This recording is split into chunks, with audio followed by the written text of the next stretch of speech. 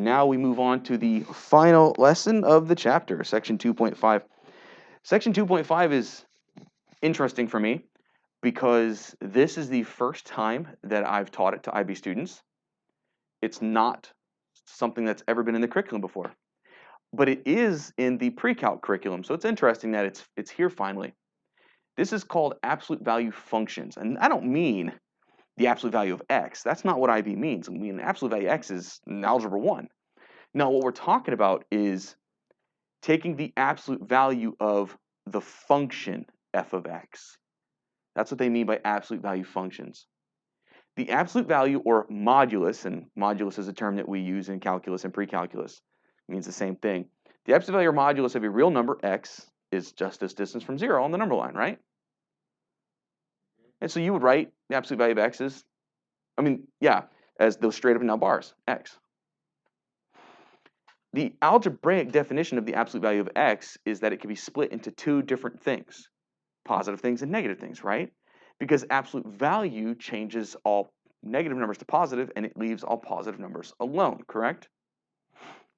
So the algebraic definition is a piecewise function. We say the absolute value of x is equal to the line negative x when x is less than or equal to 0, but it's equal to the line y equals positive x when x is greater than 0. And to be honest with you, where I put that equal to bar, it could have been on the top one or the bottom one. I just grabbed one.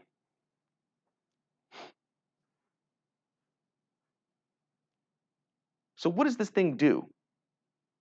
Well, if you wanted to find the graph of the absolute value of f of x, what you have to do is you have to remember f of x is just a fancy way of saying the y values. So technically saying absolute value of f of x is you altering only the y values. You have not altered any of the x values. The net result is wherever your graph had a negative y value, those negative y values will become positive y values, which means negative parts of your graph, places where they're under the x-axis, will reflect to above the x-axis. You see, this didn't alter the x values, it only altered the y values. It forced them to all be positive. So this part here has to bounce up so that all those y values are now positive, and this part here has to bounce up so that all of its y values are positive. And that's what you're seeing over there on the blue curve. It's those blue things that I just drew reflected up, all of its negative y values turn positive, and all the places where it existed above the x-axis are unaffected, because absolute value of a positive number is that same positive number. Nothing changes. Something we do in pre-calculus that we don't do in IB is we do f of the absolute value of x. So we plug in absolute value of x's, which is pretty neat too.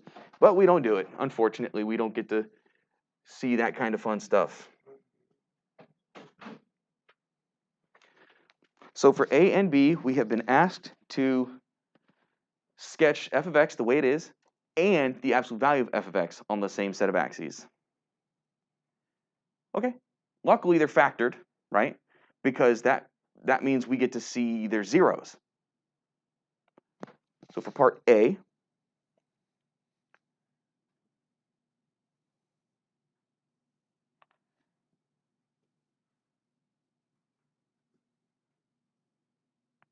I don't know my y values.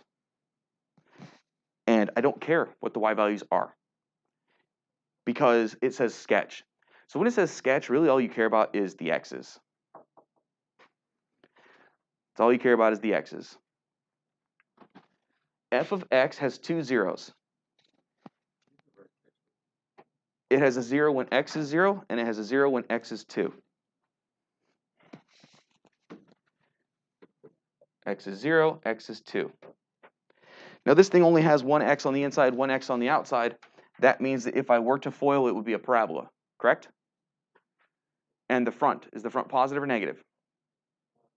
Positive. That means this is an upward-facing parabola. So this is a good enough sketch. Like that. This is a good enough sketch.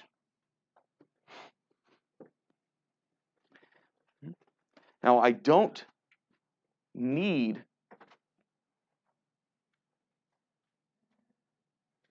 I'll just go ahead and do it. Let's just go ahead and say it. And I'll do it in red.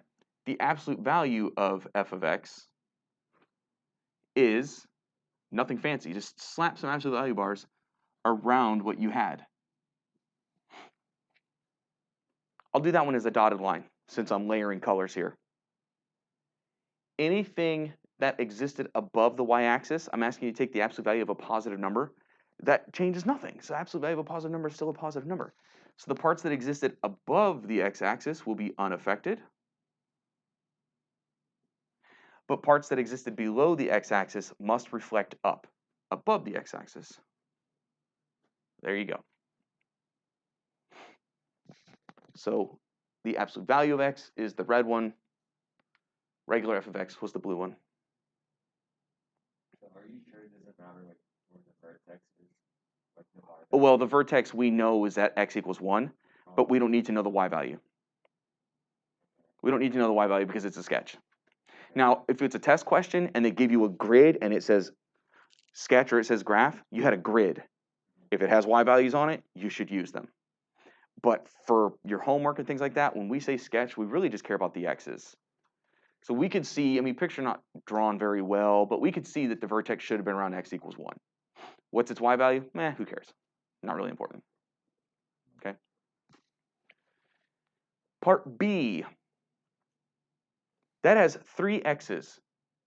That means that once it's all good and foiled out, that is an x cubed graph. Right? It's going to begin with an x to the third. X cubes have this general shape. This is their general shape. They're bumpy. Again, we're just going to care about the x's because this thing has 3 zeros. Well, I drew that axis really big, but whatever. This is 3 zeros. It is a 0 at x equals 0, x equals -3, and x equals +1, because that's what makes the parentheses equal 0, right? So I need to go by ones, I think. So here's a 1, here's a 1, a 2, a 3. -3, +1, cool. F of x is going to cross those 3 things. -3, 0, 1. And because the front of that thing would be an x to the third, it would have the generic shape that I drew over there in black. If the front number had been negative, then you would have had to turn that black shape upside down. But because the front number will be x to the third, it's a positive x to the third graph, it has an overall increasing shape.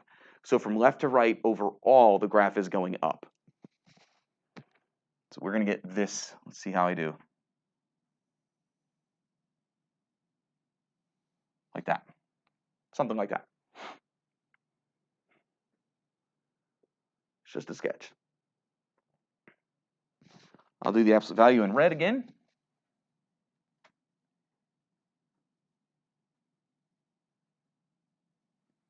Not rocket surgery here. You legitimately just put some absolute value bars around it.